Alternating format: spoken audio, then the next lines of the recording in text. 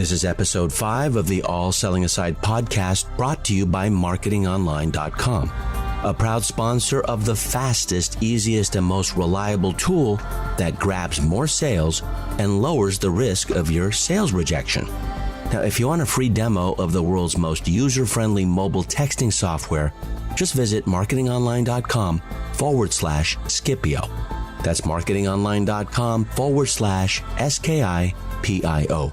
And please do it after you listen to this episode, because you'll love what you're about to learn. Alex Mandossian believes that if you truly want to ethically influence others in your personal or professional life, selling through storytelling is the key. If you hate to sell, then please keep listening, because Alex will teach you how to attract and convert more premium clients to win the inner game of sales conversion.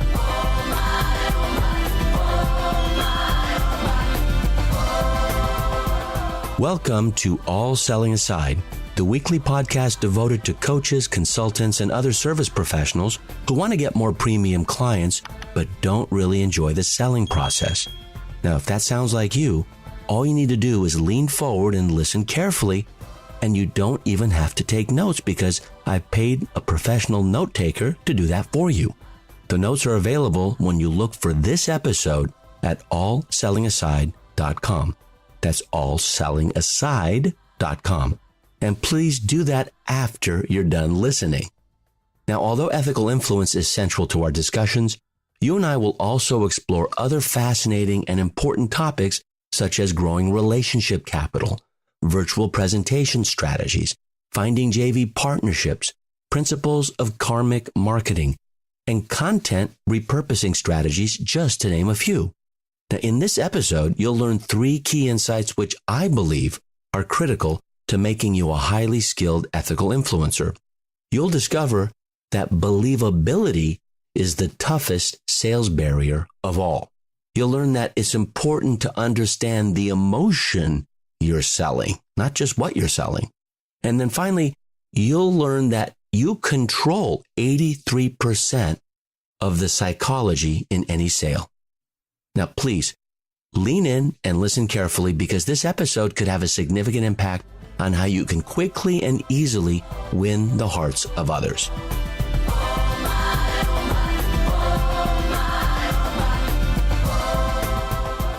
It was a warm afternoon in the 16th century, and Galileo Galilei climbed up all 294 steps of the Leaning Tower of Pisa and dropped 2 cannonballs.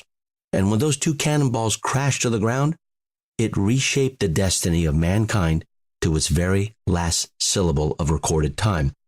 Because this was an experiment that ended a 2,000-year-old method of thinking and demonstrated a new discovery about the principle of gravity. Now, if you haven't heard the story, before Galileo, people blindly believed that a heavier object would fall faster than a lighter one. And the authority who had established that dictum, the person who came up with that, was none other than the great Aristotle. Now, Aristotle was mentored by Plato. Plato was mentored by Socrates. And do you know who Aristotle mentored himself? Well, it was none other than Alexander the Great. This is one of our great thinkers, and many of the governments on Earth today are a direct result of Aristotle's work. Okay, so how could a guy this smart, living over 2,500 years ago, say that an object that's heavier will fall faster than an object that's lighter? Well, here's what Galileo did. The 2 cannonballs were different weights. One weighed twice as much as the other one. So when he dropped them, both of them landed at the same time. Now, if you drop a feather, because of wind resistance, a feather will drop slower. But gravity has the same impact on that feather. In fact, if you put a feather in a vacuum so that there's no wind resistance, then a cannonball and a feather will fall just as fast. And I know it doesn't seem real, but I've seen it in my physics class in high school, and I'll always remember it. And so try this. I mean, you can take a pen and you can take a marker, and maybe the marker weighs twice as much as the pen. Drop it, just chin level. And then take, let's say, an almond and a plastic bottle of water so it doesn't shatter, and drop it. And that almond and that bottle of water, plastic, will fall at the same time. I do this demonstration on stage all the time. Now, why was Galileo's experiment so important? Well, that was the day the scientific method was born, right? Because people believed that an object twice as heavy would fall twice as fast. Why? Because of who said it? Aristotle. But the scientific method is unbiased to who is conducting the experiment. The scientific method is a demonstration. People were shocked to see the two cannonballs crash to the ground at the same time, because as that happened, it changed their whole sense of thinking. It was the end of the pre-scientific civilization. And the observation was not just a fact in falling objects, but it represented a whole new problem-solving method. The problems and the methods to solve them, they were no longer driven by politics or authority or prestige. Rather, it was through the authority of experimenting and observing, which really what marketing is today. Marketing is the scientific method in the world of business. Now, since Galileo's time, there's been about 500 years that has elapsed. And we're not talking about cannonballs anymore. We're talking about opt-ins. We're talking about sales. We're talking about tested sentences that work better than others. So gravity in a marketing funnel doesn't exist. That's the problem with marketing funnels. It doesn't take the traditional funnel, which is either having water go through it or maybe grains of sand going through it. Gravity is pulling something through the funnel. There is no gravity in a marketing funnel. And in a marketing funnel, the only gravity you have is your ethical influence, which is the purpose of this podcast. Because this podcast is about ethical influence, and that it is possible, if you hate to sell, to be really good at the storytelling process, which in return will help you sell. Because anyone can tell a good story. You can learn how to tell good stories. And that's why I have a story in every episode, because there's a moral in every story. And stories are more entertaining. So ethical influence, in my opinion, and my belief, is that more about storytelling than it is about selling. In fact, if you can think of all the objections that your candidates will have, and there's typically 5 to 9 objections, and have a story that can unlock those objections, then you're not going to hit them like a shovel to the forehead and say, look, I want to change your mind, because I don't think that's possible. You have to change the way they think and have them look at a landscape with a new pair of eyes. Marcel Proust said, true discovery is not about seeking new landscapes. It's about seeing the same landscape with new eyes. And so the reason I bring up Galileo is because in marketing, it's about testing and tracking. It's about split testing, okay? A or B, which works better? Buy one, get one free, or 2 for the price of 1. Well, when I was in direct response television, buy one, get one free worked better. How do I know? I tested it. Now, sales and marketing is not intuitive. In fact, it's counterintuitive. Operators are standing by. Or if you call and the lines are busy, try again. Which one pulled more sales? Well, if you call and the lines are busy, pulled more. Now, you can give dozens of reasons why you think that is, but rather than trying to rationalize it, test it. And what I give you in this podcast and in my trainings is pre-tested materials that work. And so one of the tested ways is to start with a story. And the moral of Galileo's story is that nothing is as powerful as a demonstration, right? When you demonstrate something super powerful, and there's an Alexism, which I always utter from the stage. I say, experience is the best teacher, right? And everyone says, right. I say, wrong. And they look at me and I say, experience is the only teacher. If you're a parent, raise your hand. And the parents raise their hand. I say, you know that's true, right? And if you're a parent of teenagers, please raise your hand. And they laugh and they raise their hands.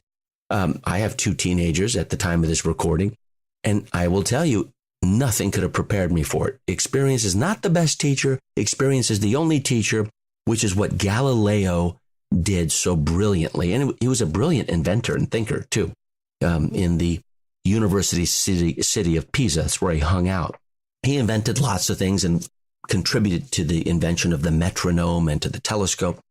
Aristotle was a great thinker, but he didn't do it through demonstration. He did it through thinking. Galileo did it through doing. And so let's go over the 6 barriers that prevent a sale or influencing anyone. Okay, you've heard it in previous episodes. Now, the first 3 barriers are why people buy. And they'll only buy if they know you, they like you, they trust you. Okay, those are all barriers if they don't know, like, or trust you. And then the 4 other barriers are why people won't buy. And if you recall in the previous episode, they don't understand you, they don't believe you, or it's not the right time. In other words, you haven't pre-qualified the timing. So you control 83% of the psychology of any sale. I believe you can control people knowing, liking, and trusting you. I believe you can control you getting them to understand you. You can get them to believe you. What you can't control is bad timing. My good friend in college, Jimmy DeVito, tried to sell me life insurance, and it wasn't the right time as a single male in college in debt.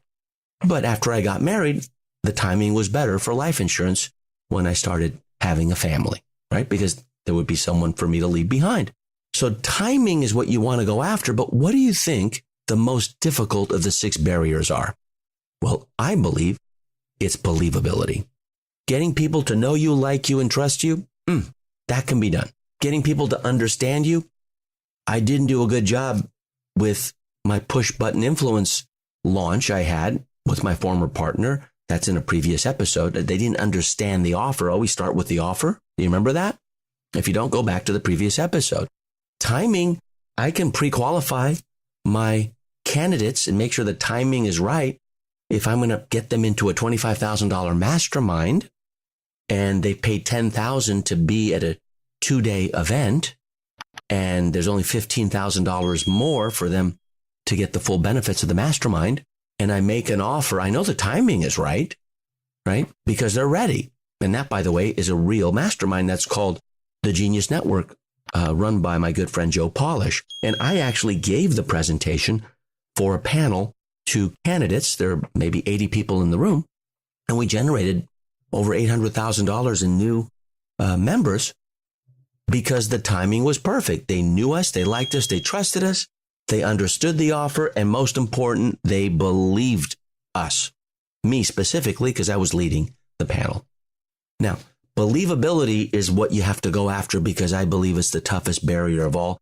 And here is the bad news about believability. Just because you tell the truth doesn't mean they believe you. Sometimes a truth takes 2,000 years or more to be believed. Sometimes the people who are lying are the ones who are believed. Just look at politics. So when you look at believability, I like to start with emotion because emotion is the opener to believability. Getting them to logically understand you, that's important. But belief comes from emotion, which is why I think storytelling is the best and easiest way to sell. Because there's emotion involved, there's logic involved with a moral, there's entertainment involved. They're getting to know you, like you, and trust you. They may like the story for different reasons why that you do, and who cares? As long as they understand it, believe it, and maybe the timing is right for them to say yes. But if you start with the emotion, ask yourself, what emotion am I really selling here? Right? And I'll give you an example. In the business of car washes, right? Washing cars. What emotion is the car wash selling you? Right? When you're going through and you're paying $30 or $40 or $50 in the US to get your car washed, what's the emotion they're selling? Well, I believe self-esteem.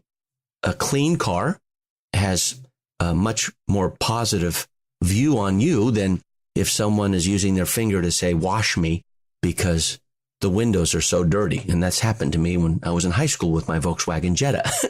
Wash me. And so I think car washes sell the emotion of self-esteem. What about organized religion or any spiritual tradition? What's the emotion they're selling? Very powerful emotion, by the way. What is it? Okay. I don't think it's salvation. I think the emotion that any spiritual tradition or religion is selling is hope. Hope. Now, hope is not defined by knowing how to get from point A to point B. That's not hope. To me, that's the emotion of confidence, which is an emotion you probably are selling. What sales are really a transfer of confidence, right? Hope is just simply acknowledging there is a point B, right? Faith, right? And hope. So I think that's what a spiritual tradition is selling. Now, in the personal development business, I think they're selling confidence. Here's how to get from point A to point B. All the how-to courses, they're selling confidence. I sell confidence. In coaching, what are you selling? Not to just get unstuck or to get untrapped in whatever struggle you may be in. I think coaching is selling the emotion of clarity. And even more powerful may be certainty. Certainty, because there's a lot of uncertainty, and a coach can assist you to find certainty and move past the uncertainty. And a very skilled coach will do it through questions. What is a theme park? What's the emotion a theme park is selling? Fun. I just think fun and, joy. And then what does Facebook sell? Okay, what is Mark Zuckerberg and all the people at Facebook? What are they selling? I think belonging. That's a feeling of belonging. And you can go on and on. But if you understand the emotion you're selling, then you know that you can get someone to believe you. And if you have a great demonstration like Galileo did, and you believe that experience is the only teacher, and you can overcome the 6 barriers that prevent a sale or prevent you from influencing others, then you will be better than you think you are in ethical influence. And that's my wish for you.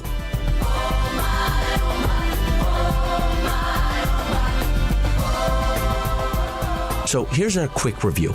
The 3 specific insights you and I rediscovered in this episode include that being truthful and being believable are not the same thing. Believability is the toughest of all barriers, I believe, of the 6 barriers that prevent you from ethical influence. Next, we talked about how a demonstration is super powerful. And ultimately, if you see something, it's more likely to be believed. And then we also talked about bad timing. Bad timing is the only roadblock of the 6 you really can't control, but you can pre-qualify bad timing through an application process or through questions that make sure that timing is tipping the scales in your favor. Remember, with any kind of misunderstanding or confusion, there's never a buyer. Confused minds don't buy. Now, remember that these insights can only work for you if you work them. And speaking of reviews, before we end this episode, like I like to always do, I want you to go to allsellingaside.com/iTunes and type in your biggest takeaway or type in your aha moment you may have experienced during this episode. Now, if you've already done this in previous episodes, then iTunes allows 1 review or 1 aha moment or takeaway, the way I define it. And so I invite you to write it on an index card and just keep a record of it and see over the weeks the new aha moments and takeaways that you get. But if you haven't done it, you can do this right now in the review section. And when you do it, iTunes will ask you to rate the episode. And I hope I've earned 5 stars from you. I think it's just a more creative way of getting a review. Instead of saying, Alex, it's a great podcast, or I love All Selling Aside, why not get specific and put an aha moment from the specific episode? That'll be super interesting to friends or colleagues who go there and read it. It'll be more interesting to me because I will be getting demonstrable feedback from you, just like Galileo did with his cannonballs, on what was important to you, for the future. Is this making sense? Socratically, like Socrates, this is how I get feedback. So go ahead, declare your one big takeaway in the iTunes review section by visiting allsellingaside.com/iTunes. That forwards directly to my iTunes channel, and it'll take just 3 minutes out of your day. But what you declare could provide you a lifelong worth of learning. And I have one final gift, like I have in previous episodes, to give you in honor of this 5th episode of All Selling Aside. And that's a complimentary copy of my ebook titled Alexisms, Useful Lessons from a Recovering Serial Entrepreneur. That's me. Now, I don't know if you're a serial entrepreneur or if you're recovering, but Alexisms are useful lessons and little 140 character or less lines that you hear during my All Selling Aside episodes. And the one I gave to you today is experience is not the best teacher. Experience is the only teacher. Again, you can instantly download it at alexismsbook.com. That's Alexisms, ALEXISMS, book.com. Okay, that does it for this week. I'm Alex Mandossian, and I hope our paths cross again next week for All Selling Aside, the show that's dedicated to making ethical influence within your reach so that you can achieve and even exceed your sales potential. Now, please do whatever it takes to join me next week, because our topic will be why indecision assassinates innovation. Sound interesting? Well, I encourage you not only to listen, but invite a friend or bring a study buddy. Work together with these ahas and takeaways, because you'll be a better ethical influencer. I can't wait to connect with you then. All good wishes.